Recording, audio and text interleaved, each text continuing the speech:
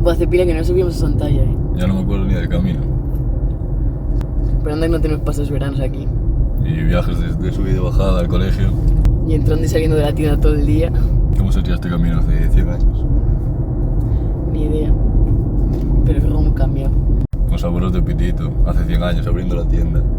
Mi abuelo estuvo en Buenos Aires y cuando vino, pues primero abrió un negocio pequeño y después compró estas casas y esta casa y hizo esta tienda. Y la montó pues en el año ese que está puesto. Y está la tienda hecha desde esa época. Después estuvo mi padre y ahora estoy yo. Imagínate de pequeño tener que ir a la tienda en vez del colegio. Y atender, que ya atendía de súper pequeño, Pitito en la tienda.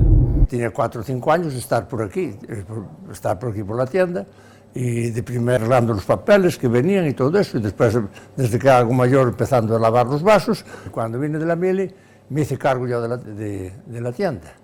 Ya muriera mi abuelo murió cuando yo tenía 16 años, que era el que anduve toda la vida con él. ¿Qué haces? Recordar los viejos tiempos. ¿Que estás viendo fotos de la tienda? Sí. En verdad siempre sale Pitito en las fotos, pero nuestra abuela también ayudaba, Era el pilar más importante. Mira esta qué guapa. Con todas las telas y todo.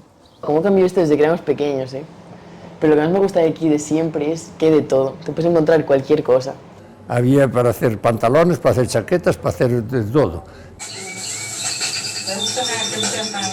Aquí antiguamente, cuando mi abuelo se vendía todo lo que se usaba en casa. Venía el matrimonio y hacía 2 compras al año y con eso solucionaba por la papeleta. Había una libreta y entonces casi venían pagando una vez al año y por diciembre, porque vendían un cerdo, vendían una vaca de esas de carne y todo eso, entonces te hacían la cuenta.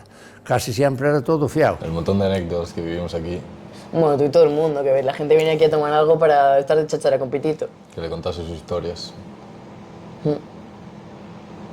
Sabía de todo, É a cabezoalla, os adrais, el cadeixo, os umeiros, el afumadoiro, as treitoiras, estas son as treitoiras, este é a leixe. El fino. El fino, este é del pan.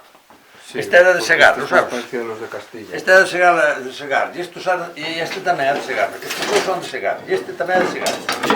Este era o foucía que levaban, que é o fouce pequeña, que levaban a mano para rozar un árbol, sabes? Sí, a cana máis pequeña. Que esta hai unhas que son de mangolar, sí. que é a mesma que isto, sabes? Esta é a foucía que levaban para rozar un árbol. Este era el cribo del pan e este era das papas. A casa de meu abuelo grande dormían todavía, cando estuve na escola grande, a casa de grande estaba a sala e estaban as camas, aquí había outras 2 camas, estaba a sala e a mesa da sala e aquí dormías. Cuando había que comer, cuando era el día de comer algo, era na mesa esa.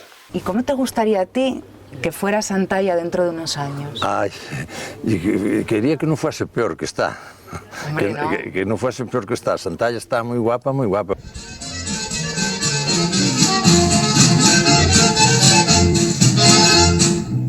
Tu retratito lo traigo en mi cartera, donde se guarda el tesoro más querido, y puedo verlo a la hora que yo quiero, aunque tu amor para mí ya esté perdido. No es que te amagues, solamente te lo advierto, que aunque no quieras yo esperé seguir mirando, pues tú bien sabes que lo nuestro fue muy cierto, y tu retrato me lo está justificando. Yo te de ver, aunque te escondas y te apartes de mi vista. Y si yo pierdo mi cartera sin querer, de nueva cuenta te mando un retratista.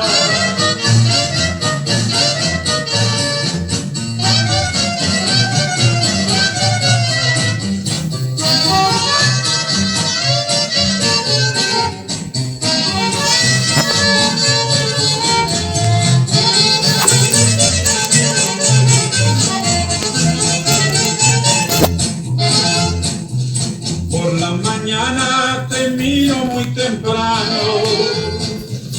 Luego te guardo y te miro más al rato, y por la noche te tiento con la mano, aunque no sea más que el puro retrato.